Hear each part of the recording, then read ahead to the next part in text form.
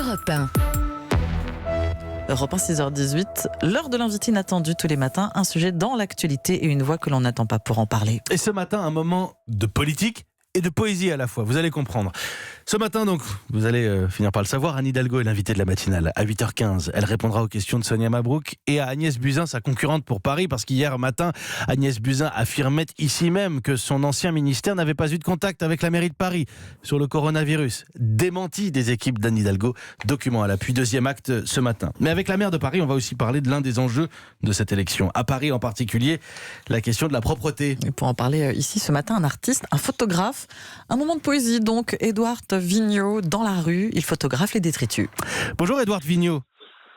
Bonjour à vous. On prononce le T à la fin de votre prénom déjà, c'est pas dans le sujet, mais j'avais jamais entendu. Édouard, hein, on est d'accord? Édouard, absolument, on prononce le T. Ouais. Alors, qu'on soit bien d'accord, on va parler de la propreté à Paris, de la saleté à Paris, c'est selon, verre à moitié plein, verre à moitié vide. Mais d'abord, vous, ce ne sont pas les photos de poubelles que vous prenez. Hein. C'est pas la photo de ce qu'il y a dans les poubelles, mais c'est ce qui est par terre, ce qui est jeté. Exactement, c'est à peu près dans les démarches du quotidien. En fait, les rencontres souvent fortuites et malheureusement que l'on rencontre assez souvent. Enfin, je dirais malheureusement, je dirais pour moi heureusement, parce que c'est à peu près avec ça que je fais les trois quarts de mon bestiaire urbain. Oui, parce que malheureusement pour l'incivilité dont cela témoigne, mais heureusement pour vous, puisque vous en faites, en tout cas vous y trouvez votre bonheur, ces papiers froissés écrasés, des pipis de chiens, pardonnez-moi, des chewing-gums collés. Est-ce qu'on peut résumer ça comme les aspérités de la ville finalement? Oui, ce que donne à voir et surtout ce qui est là la preuve même de je dirais la vie de la cité, mais la vie je dirais pas très correcte entre guillemets, mais elle est là, il faut faire avec. C'est vrai que j'ai plus de difficultés, je ne vous le cache pas, à travailler à Monaco qu'à Paris. C'est trop propre Monaco, c'est trop lisse, c'est trop aseptisé.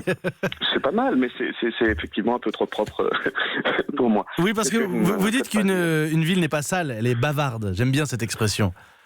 Oui, elle raconte des choses, en tout cas quand on se promène dans la ville. Alors il y a effectivement, vous le dites, les papiers froissés, divers et variés. En ce qui me concerne, moi je suis absolument quelqu'un qui fait l'inverse, qui met tout dans la corbeille, mais qui me sert en fait de ce que peut raconter la ville, selon même les quartiers. Hein. On n'a pas les mêmes types de papiers sur un trottoir quand on est dans le premier arrondissement que quand on est à la Goutte d'Or.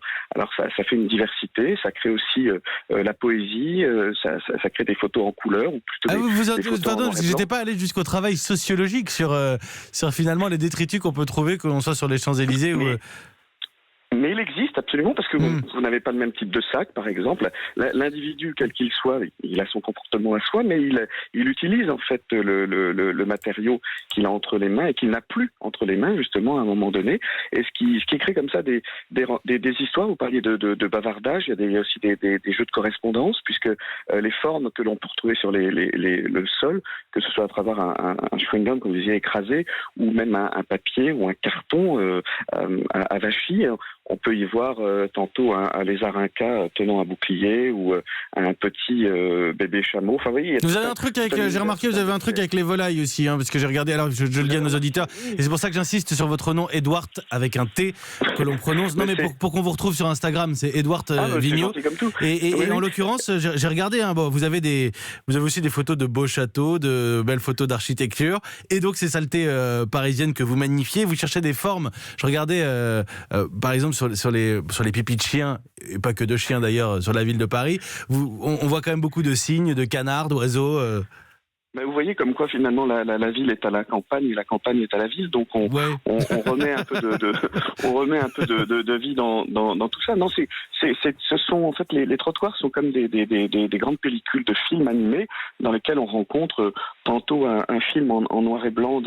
On a La Vache et le prisonnier par exemple, avec ce torchon froissé trouvé pas loin de certains établissements spécialisés dans tel art fromager, enfin du côté de la place de la Bastille, enfin je ne vais pas citer de nom, mais voilà, donc ce qui est intéressant, c'est à chaque fois d'être à la rencontre, c'est la référence immédiate. Il n'y a pas la recherche d'une forme et ensuite de voir à quoi elle ressemblerait, c'est immédiatement reconnaissable, c'est-à-dire au loin, on dit tiens, voilà une oie qui rentre chez sa fermière. Enfin, il y a tout un jour je vous process suivrai.